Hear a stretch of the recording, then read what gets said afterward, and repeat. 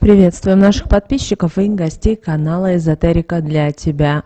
Друзья, мы вас всех приветствуем в изобилии и достатке. Сегодня в этом видео мы с вами уделим внимание народным приметам на 12 марта. Поговорим о том, что можно делать, чего категорически нельзя делать в этот день, а также поговорим о церковном и народных праздниках. Итак, друзья, далее все более подробно. Прямо сейчас ставьте лайк, а в комментарии напишите «Я привлекаю в свою жизнь» и напишите, что вы желаете привлечь в свою жизнь в самое ближайшее время. И после этого напишите «Истина да будет так». Вселенная вам обязательно в этом поможет, и действительно это появится в вашей жизни. Ваша искренность, ваша вера и любовь делают чудеса. Помните об этом. Итак, друзья, 12 марта Православная Церковь отмечает память преподобного Василия Исповедника, чья жизнь и страдания являются свидетельством верности и преданности православной вере в период иконоборчества. Преподобный Василий был учеником и сподвижником преподобного Прокопия Дикополита, вместе с которым он пережил период страшных иконоборческих гонений при правлении императора Льва Исавра. В то время, когда византийское государство было раздираемо борьбой между сторонниками икон и их противниками, Василий и Прокопий отличились своей несгибаемой верой и стойкостью. Иконоборчество, представляющее собой борьбу против изображений святых, стало серьезным испытанием для многих верующих того времени. Однако Василий и Прокопий отказались отступить от своих убеждений и были подвергнуты жестоким истязаниям. Они были заключены в темницу, где претерпели множество страданий от рук своих преследователей.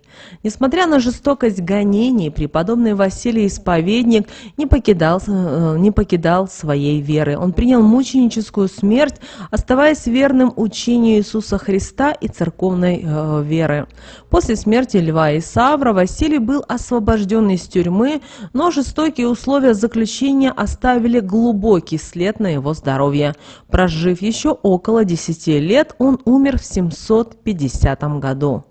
Память преподобного Василия Исповедника – это напоминание о том, что даже в самых трудных временах вера и преданность могут преодолеть любые испытания. Его жизнь стала таким светом истинной веры, а его страдания – примером благочестия и мужества перед лицом преследований. Святой Василий остается для всех верующих воплощением непоколебимой верностью Богу и Церкви в трудные времена. 12 марта в народном календаре этот день имеет несколько названий, каждый из которых носила свой собственный смысл и ассоциировалась с особенностями этого дня. Этот день был известен как Василий Капельник, Василий Теплый, Василий Каплюжник и Василий Дроворуб. В народной традиции этот день считался достаточно важным, так как по народным приметам этого дня можно было судить о урожае и о погоде. Почему же этот день прозвали Василий Капельник? Дело в том, что название этого дня было связано с природными явлениями, такими как таяние снегов и первые капли после зимы. Этот период может стать и предвестником прихода весны и началом сезона дождей. А вот Василий Теплый, это название этого дня, указывало на то, что этот день характеризовался более теплой погодой и постепенным наступлением весны. Это могло быть временем, когда природа начинает постепенно пробуждаться после зимней спячки, и теплые денечки становятся все чаще и длительнее.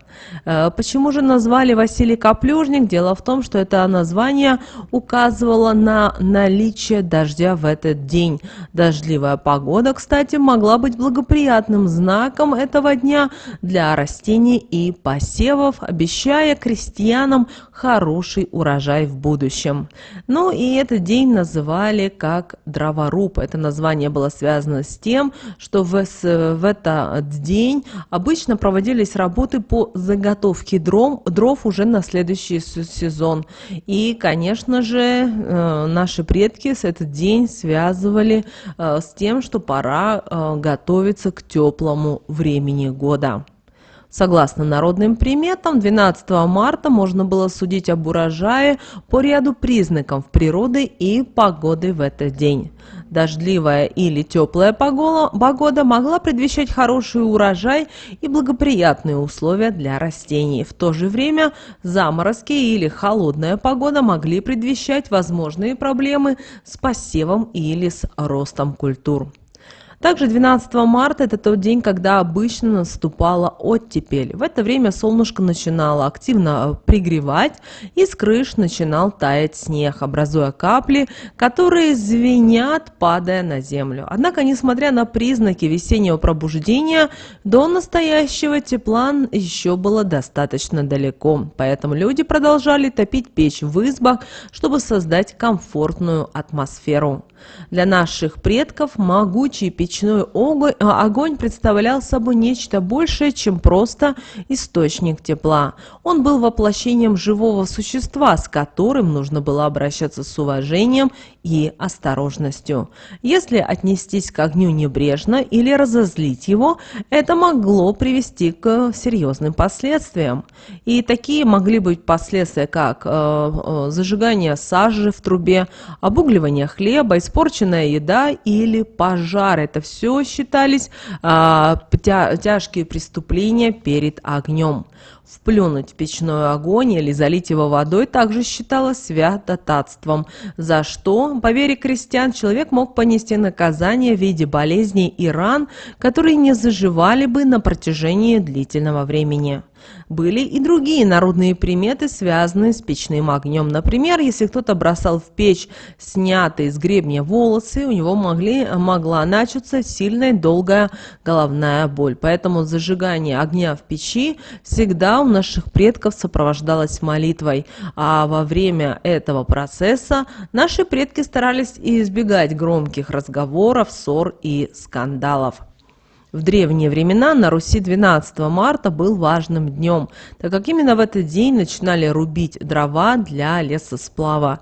Этот сезонный обычай был не только необходимым для того, чтобы обеспечить дровами в холодное время года, но играл важную роль в экономике и в жизни крестьянского населения. Кроме того, в этот день крестьяне проводили различные магические обряды, связанные с приходом весны и желанием привлечь благополучие и здоровье в свои дома.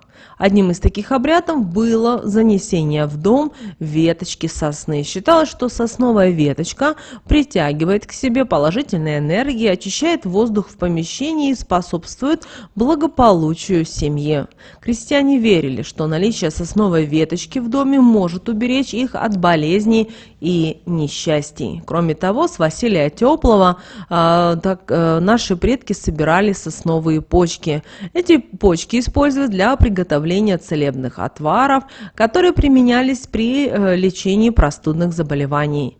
Сосновые почки содержали в себе большое количество определенных полезных веществ, которые помогали укрепить иммунитет и избавить человека от болезней. Также этот день был известен как время, когда детей лечили от так называемой овечьей одышки. Это было связано с болезнью, известной как брюшная водянка, при которой в брюшной полости скапливалась жидкость, вызывая сильную одышку у больного. Одной из популярных традиций лечения этой болезни было использование такого обряда, который проводился нашими предками именно 12 марта.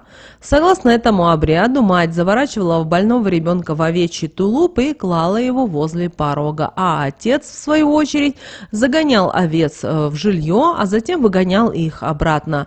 Таким способом считалось, что проходящие мимо овцы возьмут на себя болезнь ребенка, освобождая тем самым его от болезни. Идея этого обряда базировалась на вере в перенос болезни от больного на других живых существ. И вообще в этот день считалось, что овцы, будучи символом чистоты и невинности, могли принять на себя заболевание ребенка, а также очистить его от болезни. 12 марта считался одним из самых несчастливых дней в календаре. Согласно народной мудрости, в этот день нужно быть особенно осторожным, чтобы избежать неприятностей и бед. Поэтому, когда вы будете выходить из дома 12 марта, проведите ритуал защиты. Это вы можете прочитать молитву, взять с собой оберег, который защитит вас от зла и несчастья. Обереги могут быть различными, от амулетов и талисманов до крестиков или других символов веры. В этот день наши предки старались особое внимание уделять хвойным деревьям, таким как ели, сосны и можжевельники. Согласно народным поверьям, они обладали особой силой и энергией. Из леса приносили домой ветки этих деревьев, чтобы аромат их хвои наполнил дом здоровьем и благополучием. Кроме того, сосновые почки собирали для приготовления чая, лечебного отвара, так как считалось, что они обладают целебными свойствами. Согласно народным традициям, самое важное занятие в этот день, 12 марта, это был труд на земле. Потрудившись на земле в этот день, люди надеялись обеспечить успешное прохождение всех последующих полевых работ в течение года. Это может быть время для посева, ухода за растениями или другие сельскохозяйственные работы, которые могут принести плоды в будущем. 12 марта также отличное время для заботы о здоровье. Приготовление чая из сосновых почек или сбор лечебных трав может быть полезным для поддержания здоровья и укрепления иммунитета. Кроме того, сегодня можно обратиться к народным методам лечения и предотвращения болезней, таких как использование веток хвойных деревьев для очищения воздуха в доме.